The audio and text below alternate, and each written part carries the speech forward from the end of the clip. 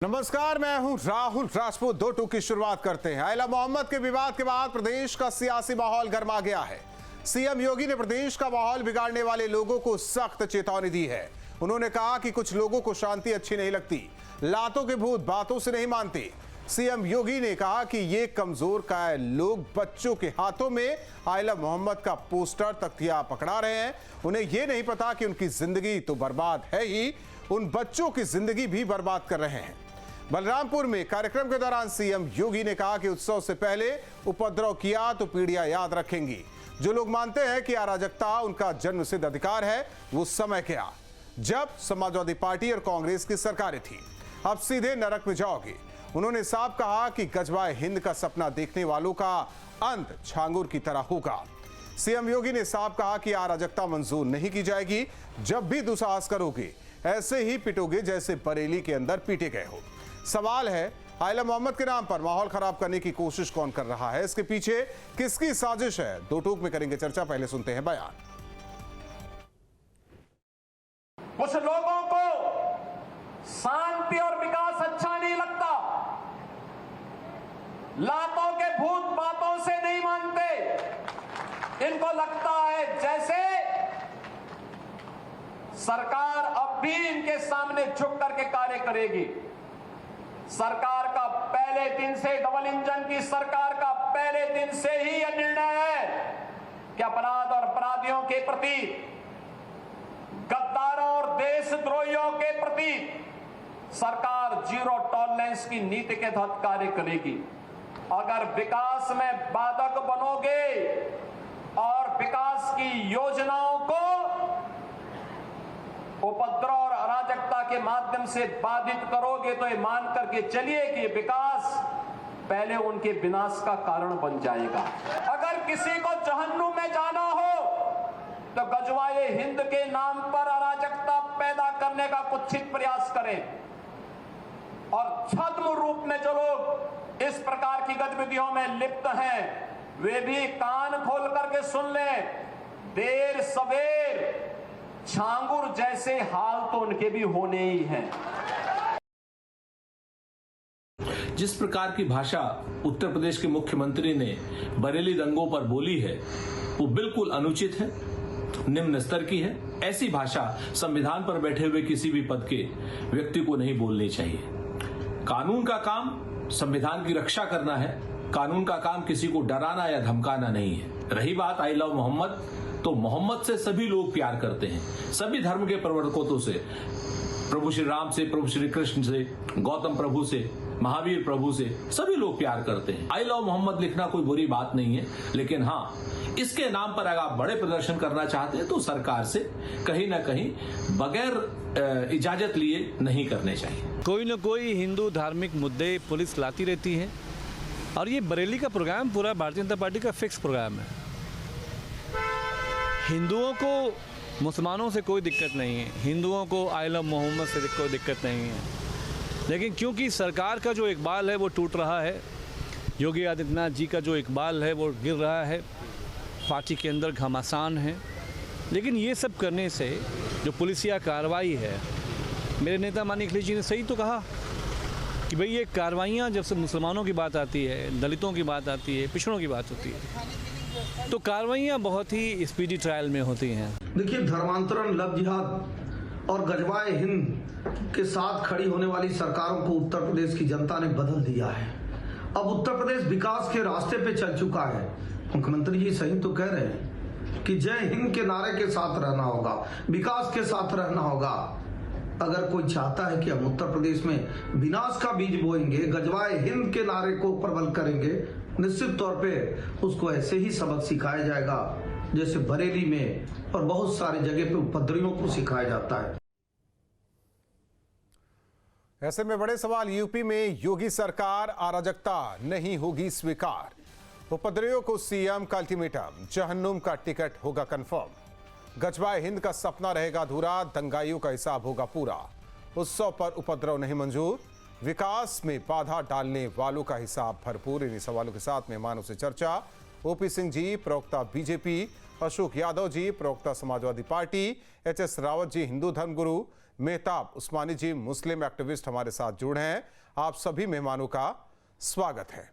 मेहताब उस्मानी जी, एक बड़ी बात कही गई कि जिन बच्चों के हाथों में कलम और किताब होनी चाहिए उनके हाथों में आप तख्तियां दे देते हैं, जिन बच्चों को पढ़ाई करनी चाहिए उन बच्चों के हाथों में आप पत्थर दे देते हैं। इससे तो बचा जाना चाहिए। क्या ये सभ्य समाज का हिस्सा हो सकता है?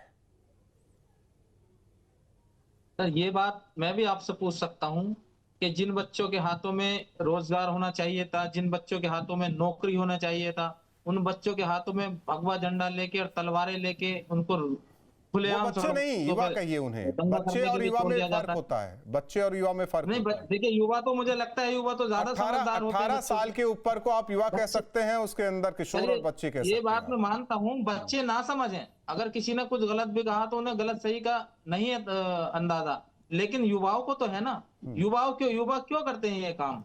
क्यों इन लोगों के बहकावे में आके कभी किसी मकबरे पे चढ़ गए, वहां तोड़ फोड़ कर दी और पुलिस बारातियों की तरह उनका स्वागत करती है? योगी जी का कोई बयान नहीं आता कि हाँ जी इनके खिलाफ कोई कार्रवाई करो, या इनके घर पे बुलडोजर चलाओ, या इनके खिलाफ सख्त कार्रवाई होगी। या उत्तर प्रदेश में योगी जी की सरकार है और योगी जी सरकार इतनी सख्त है कि किसी भी अन्याय को होते नहीं देख सकती। तो फिर क्यों हुआ? क्यों इतने लोग मकबरे पे चढ़े? क्यों भगवा झंडा फहराया? क्यों पुलिस बारातियों की तरह उनका स्वागत कर रही थी? क्यों उनके खिलाफ कोई कार्रवाई नहीं हुई? आप मुझे बताइए। कार्रवाई नहीं हुई? आप एक समुदाय, एक धर्म विशेष, मेहताब उस्मानी जी, नहीं, मेहताब उस्मानी जी, मेहताब उस्मानी जी, आप पहले ये कंफर्म कर लीजिए कि कार्रवाई नहीं हुई। कार्रवाई क्या कार्रवाई हुई? मैंने खुद वीडियो देखी है कि पुलिस वाले उनका कार्रवाई हुई, आप कह रहे हैं कार्रवाई नहीं हुई। वैसे स्वागत कर रहे हैं।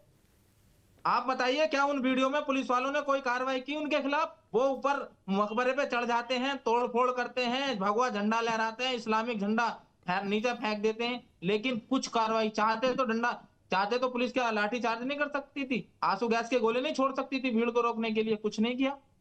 जो काम आपने बरेली में किया डंडा बजाने का लोगों पे, जो मेहताब उस्मानी जी, ठीक है, आप जहां की चर्चा कर रहे हैं मैं वहीं पर आ जाता हूं। उसमें से कितने लोग थे, उसमें से कितने लोग थे जो पुलिस से भिड़ गए, जो पुलिस पर फायर करते हैं या पुलिस पर को बता रहा हूँ, पत्थर बरसाते हैं? तो जब भिड़ेंगे ना जब पुलिस किसी चीज को रोकने का विरोध करेगी। जब विरोध ही नहीं करी, खड़े हुए कह रही आओ तोड़ो और चले जाओ, तो विरोध किस चीज का होगा? फिर किस चीज का विरोध करेंगे? तो समाजवादी पार्टी का एक कार्यकर्ता भी था। समाजवादी पार्टी को तो जबरदस्ती के घसीटा जाता है। अच्छा, घसीटा। अगर कोई मुस्लिम काम करेगा तो मुझे तो लगता है कहीं आपका अखिलेश जी का नाम ना ले दी। थोड़ी देर बाद के अखिलेश जी ने ये प्लानिंग की थी, अखिलेश जी का नाम ना ले लें कहीं। नहीं, अखिलेश जी की पार्टी अब तो कह रही है कि बीजेपी की ये प्लानिंग थी बरेली में जो हुआ। पहली बात तो सर ये कि इस विरोध में किसी भी हिंदू समाज के व्यक्ति का कोई लेना देना नहीं था, किसी साधु संत का कोई लेना देना नहीं था। हमारा विरोध था प्रशासन के खिलाफ, हमारा विरोध था सरकार के खिलाफ। सरकार जवाब देती है। मेहताब उस्मानी जी, हिंदू धर्म कूद पड़े इसमें। मेहताब उस्मानी जी, मेहताब उस्मानी जी, सर सुनिए, मेहताब उस्मानी जी, एक सवाल मुझे ये बता दीजिए, कानपुर से ये शुरू हुआ ना? कानपुर से शुरू हुआ ना ये? कानपुर में ऐसा क्या हुआ कि आप लोग को लग रहा है कि नहीं ये आई लव मोहम्मद का मामला है? वहां ये मामला नहीं था कि आप जहां लगा रहे हैं नई परिपाटी ना शुरू कीजिए, आपको जहां जगह दी गई है आप वहां जाइए। फिर नहीं, एक बात पूरी बात तो होने दीजिए। फिर आप जाते हैं एक दूसरे धर्म के जो पोस्टर लगे रहते हैं, आप उस पर डंडा मारते हैं, उसको फाड़ते हैं। देखिए सर, खाली एक बैनर पोस्टर की बात नहीं है, ये उत्तर प्रदेश में ट्रेंड बनाया हुआ माननीय मुख्यमंत्री ये आप कह रहे हैं ना सर? एक समाज को, एक धर्म विशेष को डराओ, ये आप कह रहे हैं, वोट पाओ, ये आप कह रहे हैं, ट्रेंड बनाया हुआ है। आप मुझे बताइए सर, मैं एक छोटी सी बात आपसे पूछना चाहता हूँ, और जितने पैनलिस्ट बैठे हैं, क्या किसी हिंदू आयोजन पर प्रतिबंध लगा उत्तर प्रदेश में बिना इजाजत? सुनिए मेहताब उस्मानी जी, मेहताब उस्मानी जी, मैं करेक्ट करता जा रहा हूं, मैं आपको करेक्ट करता जा रहा हूं। बिना इजाजत हिंदू आयोजन भी अगर होता है, धार्मिक आयोजन, तो कार्रवाई होती है। आपको शायद नहीं पता है, आप पता कीजिए। हाँ सर, मैं एग्री आपकी बात से। क्या कोई भी हिंदू धर्म में घर में बैठ के पूजा पाठ करेंगे, 20 लोग इकट्ठे हो गए, उन पे एफआईआर होगी या नहीं होगी? मुझे ये बताइए। क्या आप अपनी हिंदू धर्म का व्यक्ति कोई अगर अपनी छत पे बैठ के पूजा पाठ कीर्तन जो भी करना है वो कर रहा है, तो वो पब्लिक प्रॉपर्टी थोड़ी है, तो आप उस पर एफआईआर करेंगे? पब्लिक प्रॉपर्टी नहीं है, पब्लिक प्रॉपर्टी की बात हो रही है। मैं खुद घर की बात बता रहा हूँ सर। घरों में अंदर बैठ के कोई नमाज पढ़ रहा है, कोई दिक्कत नहीं, किसी को क्या दिक्कत है सर, चाहे हिंदू है, मुस्लिम हो, सिख है, ईसाई, किसी को कोई दिक्कत नहीं। लेकिन हाँ, सड़कों पर कुछ होगा तो उससे लोगों को दिक्कत होगी। सर सड़कों पे तो बंद ही कर दी नमाज पढ़नी। देखिए फरमान आया था कि सड़कों पे नमाज नहीं पढ़ ली, हमने बंद कर दी। तो क्या घर में भी 10-20 लोग अपने इकट्ठे होकर नमाज नहीं पढ़ते? नहीं तो ये जो मस्जिद के सामने, मैं वही कह रहा हूँ ना, जो आपने परसों मस्जिद के सामने तस्वीर देखी, वो क्या था? जनाब 1 मिनट और एक सेकंड बस।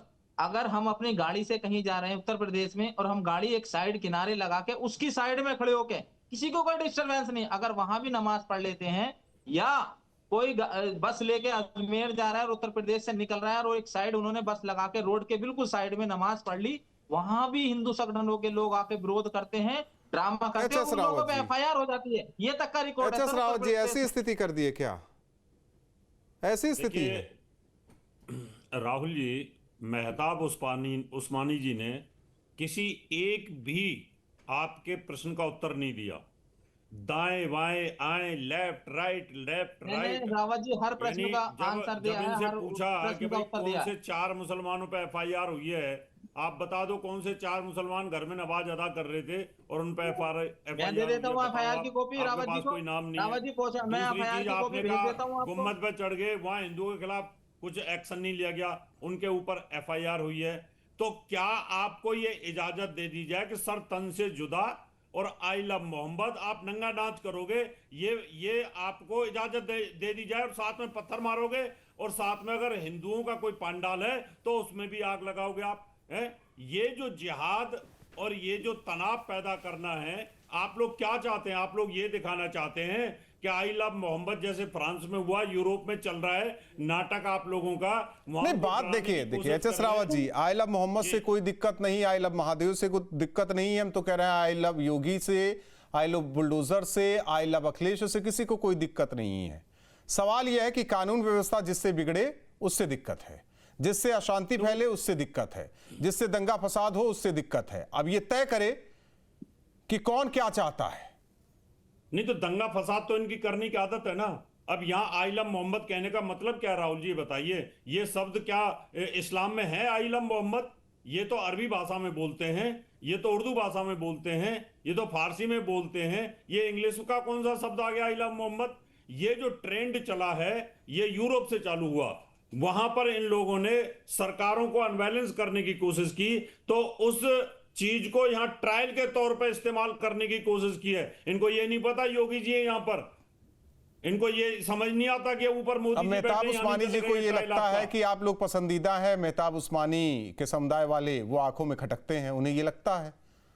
ये गलत खटकता है ना, ये बच्चों को लेकर के पत्थर फेंकवा रहे हैं। अगर इनको चलो हमें आई लव मोहम्मद से कोई मतलब नहीं, आप जिस मर्जी भाषा में करो, साथ में सरतन के जुदा, सरतन से जुदा क्या मतलब है? ये जिहाद नहीं है और क्या है? ये टेरर फैलाने की नीति नहीं तो और क्या है? ये हिंदुओं को डराना चाहते थे कानपुर के अंदर, ये आतंक फैलाना चाहते थे और फिर उसके बाद पूरे इंडिया के अंदर ये मामला फैल गया, I love Mohammad, I love Mohammad. इसका मतलब एक ट्रायल था ये कि हिंदुस्तान को अस्थिर करने का, और वो रिपोर्ट सरकार के पास है। इस बात से रावत जी आपको क्या तकलीफ है आई लव मोहम्मद से? आपके खिलाफ तो, धर्म के खिलाफ तो कोई नारा नहीं है आई लव मोहम्मद, तो आपको तकलीफ क्या है? कोई हमें तकलीफ है सरतन से जुदा। तो आपको क्या आई लव मोहम्मद के साथ में आपने जो बोला सरतन से जुदा, सरतन से जुदा, ये कैसे हो सकता है? सरतन से जुदा हिंदुस्तान ये संविधान से चलता है, कानून से चलता है। आपको कौन छूट देगा सरतन से जुदा करने की? आपको तो गोली मार देनी चाहिए इन लोगों को जो जिहाद कर रहे हैं। मैंने तो कहता हूं अभी तो डंडे पड़े हैं, अभी तो डंडे पड़े थे। अगर सर तन से जुदा आपके मंचों से चाहिए, आपके धर्म संसदों से, आपके मंचों से खुलेआम कत्ल की बात की जाती है, दूसरे धर्म के लोगों को डराना। मैं तो कहता हूं ये कानून बना के गोली चला देनी चाहिए थी, अभी तो डंडे ही पड़े हैं ना, ये तो बहुत कम है। ये भाषा जो इस्तेमाल आप कर रहे हैं ना आपके मुख्यमंत्री, ये भाषा किसी आम इंसान या नेता की नहीं हो सकती, ये भाषा किसकी होती है पूरा देश जानता है। मेहताब ये भाषा उस्मानी कौन जी, बोलते हैं? मेहताब उस्मानी जी, मेहताब उस्मानी जी, एक छोटा सा सवाल है, एक छोटा सा सवाल है, किसी पढ़े लिखे एक छोटा सा सवाल है। अगर घर में कोई मान लीजिए जो बोल रहे हैं भाषा, मेहताब उस्मानी जी, मेहताब उस्मानी जी, मेहताब उस्मानी जी, एक घर में 4 बच्चे हैं, पिता किसी जो बदमाशी कर रहा है उसे डांट डपट देता है, तो उसे क्या आप लोग कहेंगे कि ये तो भले संवैधानिक नहीं है, तो पिता बन गया, वो घर चला रहा है, सबको पाल रहा है, पोस रहा है, सबकी सुविधाएं देख रहा है, किसको क्या दिक्कत है, ऐसी भाषा का इस्तेमाल नहीं करना चाहिए। वो क्या समुदाय विशेष के लिए चीजें हो रही हैं, या जो बरेली में हुआ ये जो करने की कोशिश में है, या आप सभी मुसलमानों को उसमें जोड़ ले रहे हैं? सभी मुसलमानों के लिए कहा जा रहा है क्या? ये क्यों फैलाने, ये क्यों नैरेटिव सेट करने की कोशिश में है? भाई जो सुख चैन से रहेगा इस राष्ट्र में, इस देश में, इस प्रदेश में, मोहल्ले में, गली में, वो चाहेगा, ये स्थिति चाहेगा। कोई भी धर्म के नाम पर कितना आफत फैलाएंगे सब लोग मिलके, कोई भी धर्म हो, क्यों फैलाएंगे भाई? कौन होते हैं फैलाने वाले? ये देश संविधान से चलेगा या ये देश आपके धार्मिक ग्रंथों से चलेगा, चाहे किसी भी धर्म के हों? ये जायज है क्या मेहताब उस्मानी जी? जायज है ये? और आप कह रहे हैं कि ऐसी भाषा नहीं होनी चाहिए। कौन सी भाषा होनी चाहिए? देखिए, इस्लाम में किसी भी सांप्रदायिक उसको स्थान नहीं दिया गया। इस्लाम कहता है शांति के लिए। और आपको भी पता है, जब से ये सरकार आई है 2024 से और अब तक हिंदुस्तान का मुसलमान सिर्फ और सिर्फ खामोश है। आप देखिए जितने कानून बन रहे हैं मुसलमानों नहीं तो क्या मुजफ्फरनगर करने वाले हैं? कोई भी क्या ऐसा कानून बता दिए नहीं, आप बता दीजिए करने वाले क्या है? खामोश है करना। आप जब बातें कर रहे हैं, कौन से कानून की बात कर रहे हैं आप? सर किसी आदमी की खामोशी को उसकी कमजोरी ना समझी नहीं, आप जाए। कौन से कानून की बात कर रहे हैं? आप जिस तरीके से मॉब लिंचिंग, देखिए सर सुन लीजिए, हिंदुस्तान में हो क्या रहा है? कमलेश तिवारी नहीं मारा गया लखनऊ में? मॉब लिंचिंग के नाम पे उदयपुर में क्या हुआ जाता है? मुस्लिम समाज के एक चीज बताइए ना, गौरक्षा के नाम, नहीं उदयपुर में क्या हुआ? अब ये भी आप अगर देखिए, यहाँ पीड़ित ना बनिए। अगर वहां अखलाक के खिलाफ गलत हुआ तो कमलेश को लेकर क्या हुआ? आपने उस पर बात की कभी? अगर किसी और की मॉब लिंचिंग होती है तो उदयपुर में क्या हुआ? किसी ने बात की क्या उस पर? अमरावती में आप दोनों की बात कीजिए ना। मुझे ये बताइए, क्या मुस्लिम समाज, सुन लीजिए, क्या मुस्लिम समाज को बार बार टारगेट करना सही है? क्या हिंदू समाज को ये बताने की कोशिश, मैं कह रहा हूं ना, हिंदू नहीं और भी अल्पसंख्यक हैं, उन्हें बताने की कोशिश की जा रही है कि नहीं भैया, इस देश में यही सर्वोपरि है। क्या वोट बैंक के लिए क्या क्या होना चाहिए? अशोक यादव जी, अब तो इस वाले मामले से आप लोग कह रहे हैं कि बीजेपी खेल रही है सारा। मौलाना तौकीर रजा से पल्ला झाड़ लिया आप लोगों ने और कह दिया ये तो उन्हीं के खाते में है।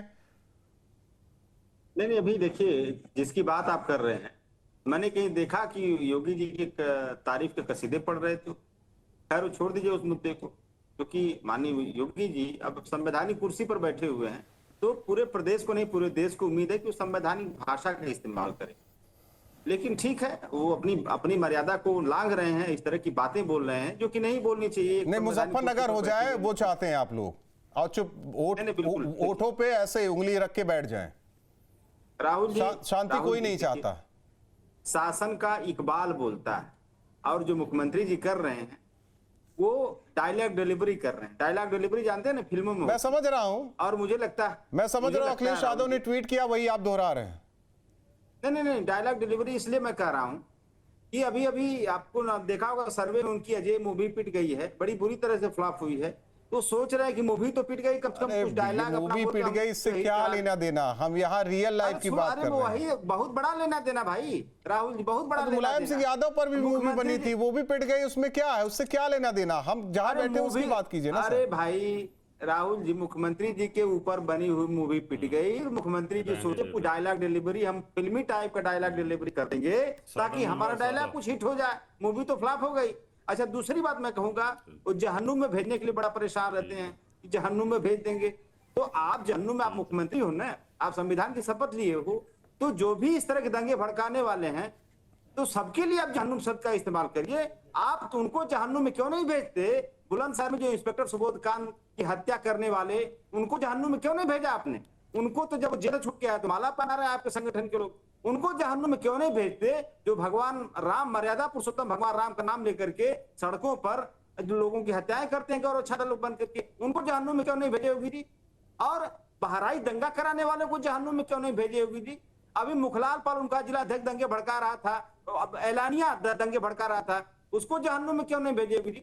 खाली बस एक समाज के लोगों को पा जाए कहीं से थोड़ा बहुत, जहन्नुम में भेज देंगे। अरे भैया, आप हिंदू युवा वाहिनी के अध्यक्ष नहीं हैं, आप इस प्रदेश के मुख्यमंत्री हैं और आपको अपनी गरिमा का ख्याल होना चाहिए। आप हिंदुस्तान के सबसे बड़े सूबे के मुख्यमंत्री हैं, तो आपको अपनी संसदीय, आपकी भाषा की मर्यादा कम से कम सही होनी चाहिए। एक ही समुदाय परेशान है, अल्पसंख्यक में न सिख परेशान है, न बौद्ध, न यहूदी, न जैन, केवल एक ही अल्पसंख्यक में परेशान है, वो भी आपकी सरकार में। ऐसा क्यों है?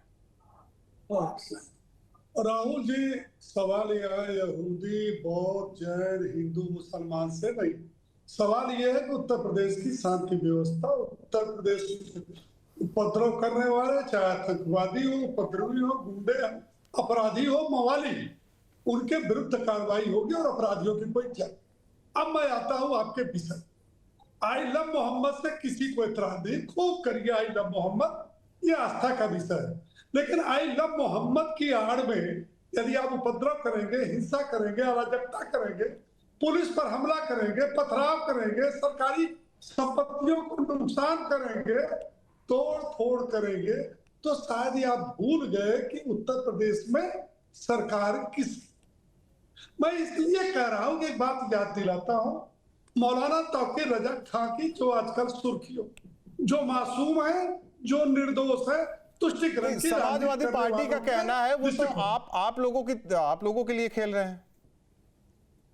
जी, बता रहा हूं किसके लिए। मैं उसी बात पर राहुल जी आता हूं। 2010 में किसकी सरकार थी? बसपा की। बरेली में दंगा हुआ, कैबिनेट मंत्री नसीमुद्दीन सिद्दीकी,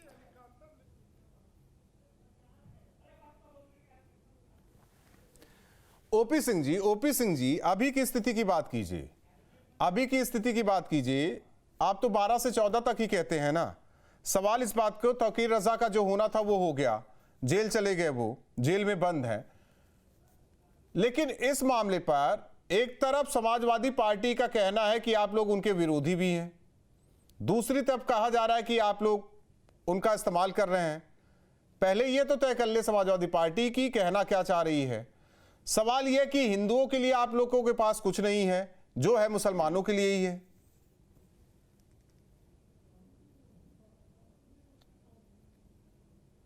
2012 से 17 में मौलाना तौकीर रजा खां को राज्य मंत्री का दर्जा किसने दिया था? समाजवादी पार्टी ने दिया था। संभल में जामा मस्जिद के सर्वे के लिए जो संविधान की बात करते हैं, हाई कोर्ट के आदेश पर संभल जो गए थे, उसमें हिस्सा हुआ किसने किया? और ये जो दंगा हुआ, ये सुनियोजित तरीके से नहीं था तो क्या था? मस्जिद में आप नमाज पढ़ने गए और उसके बाद बाहर निकले और नारा दे रहे हैं सर से तन जुदा करने के लिए। उत्तर प्रदेश में, देश में आप उन्माद फैला रहे हैं, जगह जगह तख्ती लेकर I love Mohammad, I love Mohammad करिए ना, हम इसमें कोई रोक नहीं। लेकिन एक बात आप जान लीजिए, जितने भी चैनल पर बैठे हुए, और आपके चैनल को बता देना चाहता हूं, इस प्रदेश के मुख्यमंत्री ने स्पष्ट खुलेआम शब्दों में कहा है कि जो भी उत्तर प्रदेश के विकास और शांति व्यवस्था में बाधक होगा, उसके विरुद्ध इतनी कठोर कार्रवाई होगी कि उसकी पीढ़ियों के लिए नजीर होगी। और बात सुनिए, 2017 का जो चुनाव हुआ था राहुल जी, उत्तर प्रदेश की विकास और कानून व्यवस्था को लेकर के हुआ, और 2022 37 साल के रिकॉर्ड को तोड़ते हुए उत्तर प्रदेश की जनता ने केवल इस बार दोबारा मुख्यमंत्री बनाया कि आपने उत्तर प्रदेश की कानून व्यवस्था, शांति व्यवस्था, क्योंकि उनको याद है कि 12 से 17 के बीच में किस प्रकार अपराधी, माफिया, गुंडे का राज था।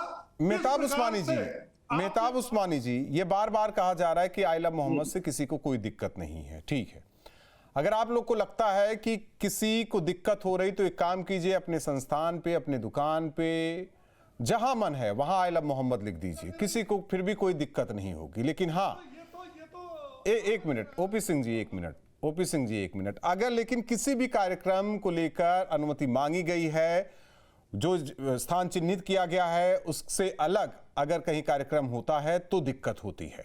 दिक्कत तब होती है जब धर्म के नाम पर मस्जिद से ऐलान किया जाता है, नमाज अदा करने के बाद भीड़ इकट्ठा होती है। ज्ञापन देना था, मौलाना तौकीर रजा जाते, वहाँ के जो भी शाही इमाम है वो जाते तो अच्छा लगता। छोटे छोटे बच्चों को ले गए, युवाओं को ले गए, बैरिकेडिंग की गई कि आगे मत बढ़िए, लेकिन आगे बढ़ा गया। पुलिस वालों से धक्का मुक्की की गई, तब जाकर लाठीचार्ज हुआ। फिर उसके बाद तस्वीर क्या आई? पथराव की तस्वीर आई, पुलिस वालों पर पत्थर मारे जा रहे हैं।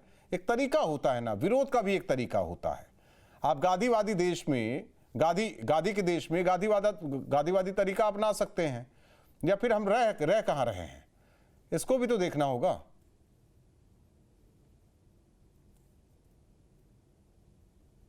मेहताब उस्मानी जी,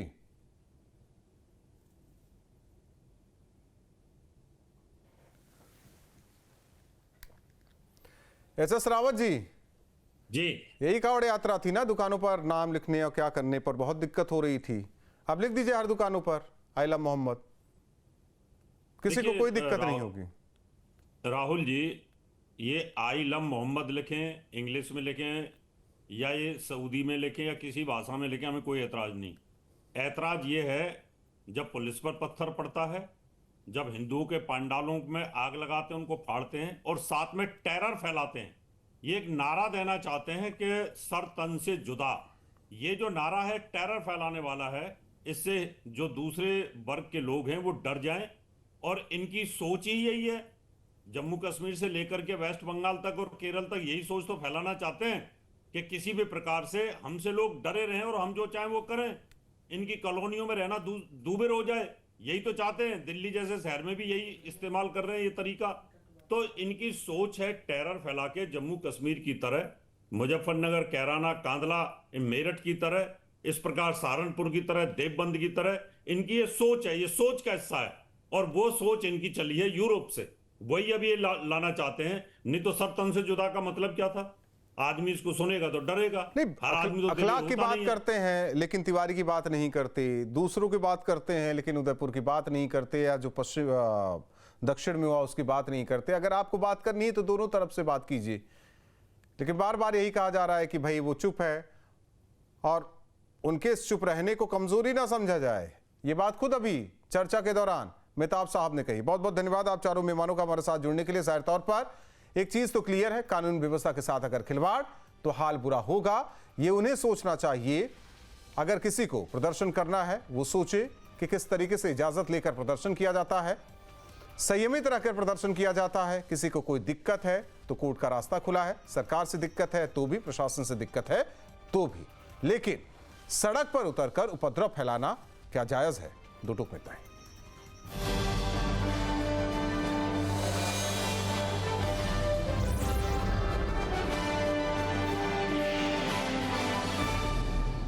जहाँ भक्ति है हर शब्द में, कथाओं में छुपे हैं दिव्य रहस्य और ज्योतिष देता है जीवन को दिशा। धर्म से जुड़ी हर बातों को जानने के लिए हमारे चैनल स्तुति को सब्सक्राइब करें। चैनल पर जाने के लिए इस लिंक पर क्लिक करें।